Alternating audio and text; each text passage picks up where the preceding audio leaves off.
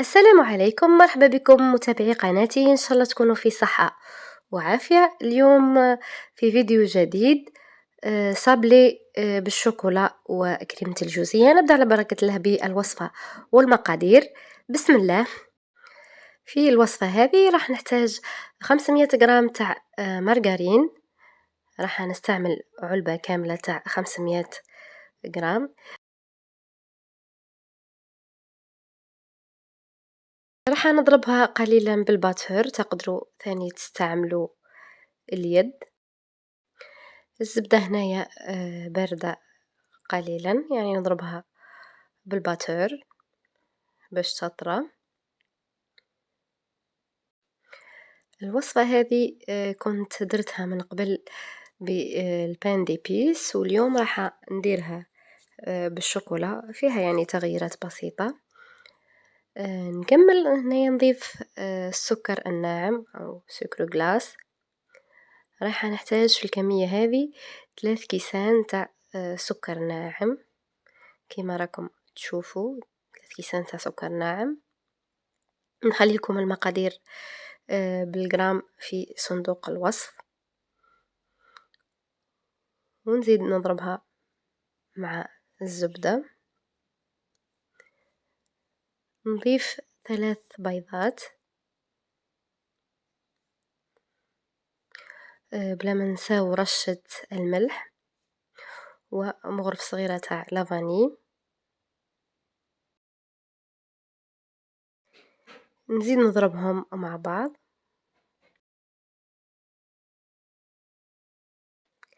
نضيف 2 كيسان تاع مايزينا أو نشا. ونزيد هنايا الفيديو راح لي كاس غير ربع زيت. هنايا الفيديو لقيته تحذف. ما تنساوش تزيدوا كاس غير ربع زيت. ونضيفوا نصف مغرف صغيرة تاع خميرة كيميائية، تقدروا تستغنوا عليها باش ما تتنفخ لكمش، لكن اضطري من العجينة. ونبدأ نلم بالفارينة، نضيفها تدريجيا حتى نتحصلوا على عجينة متماسكة، يعني كما عجينة لي صابلي.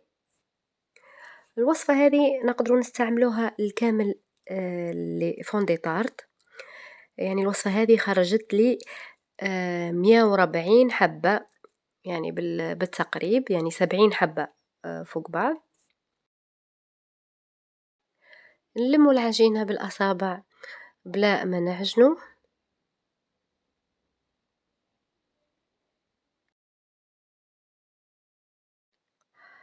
نكملوا حتى نتحصلوا على عجينة طرية وما تلصقش في اليد بهذا الشكل.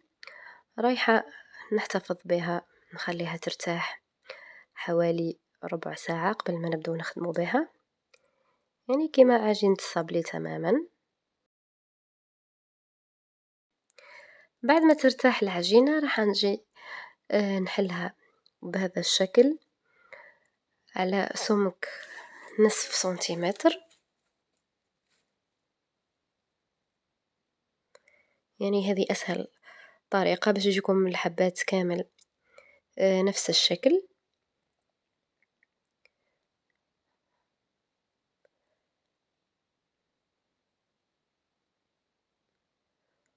ورايحة نطبعها بهذا الطابع. راح نستعمل هذا ليمول يتباعوا عند اللي يبيعوا لوازم الحلويات.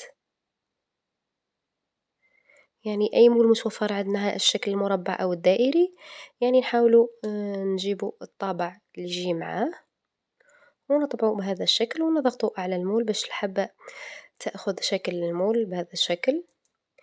نكمل كامل الكمية تاع العجينة بنفس الطريقة، ونسخن الفرن على درجة حرارة 180.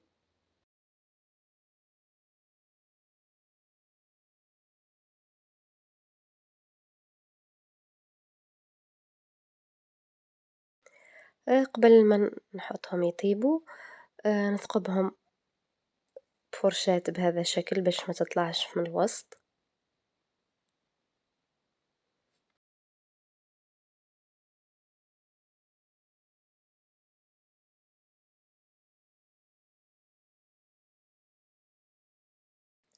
وندخلهم للفرن يطيبوا لمدة نصف ساعة حتى ياخذوا اللون الذهبي، يعني يحمروا شوي. ونجي الآن باش نحضر كريمة الجوزية. بسم الله، نحتاج إلى بياض 2 بيضات. نفصل الصفار عن البياض بهذا الشكل.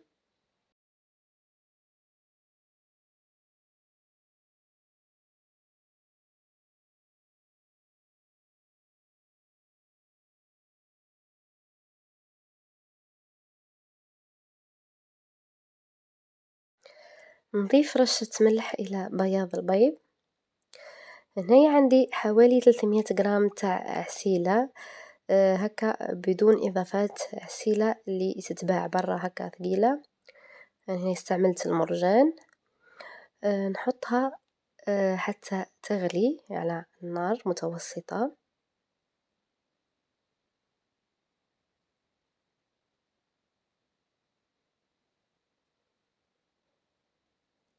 ونبدأ نطلع بياض البيض مع رشة الملح بهذا الشكل حتى نتحصلوا على قوام ثلجي.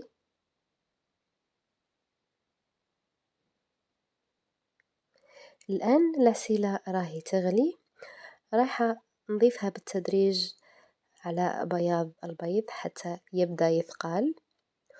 وهذه العسيلة هكا اللي تغلي راح أتعقم بياض البيض وتخلينا نتحصلوا على كريمة الجوزية.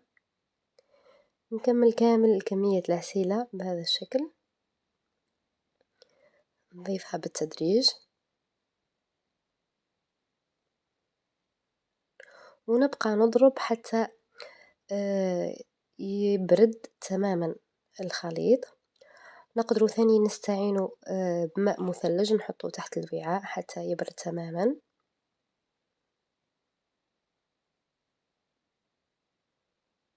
أنا اكتفيت هنايا، خلطت حتى ثقل الخليط وخلاص. درت القليل من عطر الجوز، تقدروا تستعملوا أي عطر تحبوه، ومغرف صغيرة تاع لافاني. وبهكا نكونوا تحصلنا على موس الجوزية. راح نغطيها ونحتفظ بها للوقت اللي راح نحشي فيه الحبات. حطيتهم في بوش وحطيت طوفيا كراميل ثاني في بوش، وراح نديرهم في صابلي بهذا الشكل. يعني جهة راح نحط فيها طوفيا كراميل وجهة راح نحط فيها كريمة الجوزية بهذا الشكل. وراح نحط القليل من البندق بهذا الشكل، بندق هرسته بهذا الشكل، ونغلق على الحبة.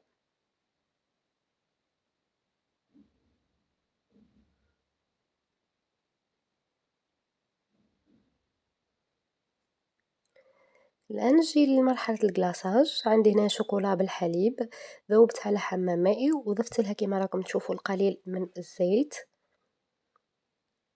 ونبدأ نجلاسي الحبات بهذا الشكل.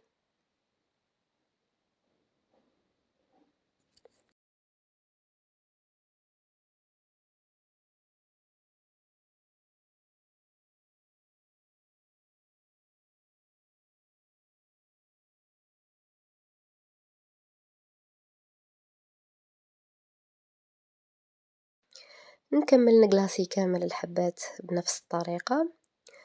الآن نجي لمرحلة التزيين.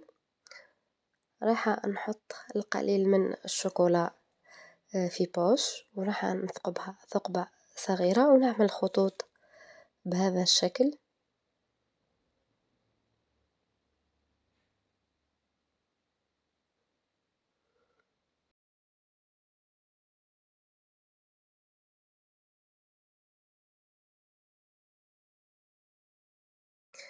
ونكمل نزين بحبة بندق مقسومة إلى نصفين بهذا الشكل. تقدروا تزينوها بحبة جوز الوسط أو لوز، ولا تخلوها ثاني كيما راها بالشوكولا ثاني شكلها مليح. يعني تزيين اختياري. راح نزيد نضيف لها لمسة الورق الذهبي بهذا الشكل كما راكم تشوفوا في هذا صابلي وشوكولا في صحن التقديم، يعني يجي ولا أروع. وصفة سهلة ونقدروا نعتبروها اقتصادية لأنها يخرج كمية لا بأس بها.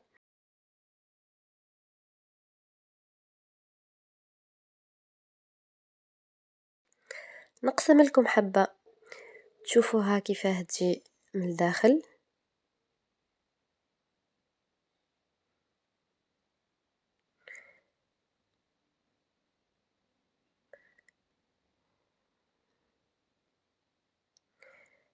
شوفوا تجي ولا أروع وما تجيش حلوة ثاني، يعني الحلاوة تاعها متوازنة. إن شاء الله تكون عجبتكم وصفة اليوم، تجربوها وتنجحوا فيها. وانتي أختي إذا راكي جديدة في القناة ما تنسيش تشتركي وتفعلي الجرس باش يوصلك كل جديد. روابط مواقع التواصل الاجتماعي انستغرام وتيك توك ومجموعة الفيسبوك في صندوق الوصف. دمتم في رعاية الله أحبتي، في فيديو جديد ووصفة جديدة إن شاء الله.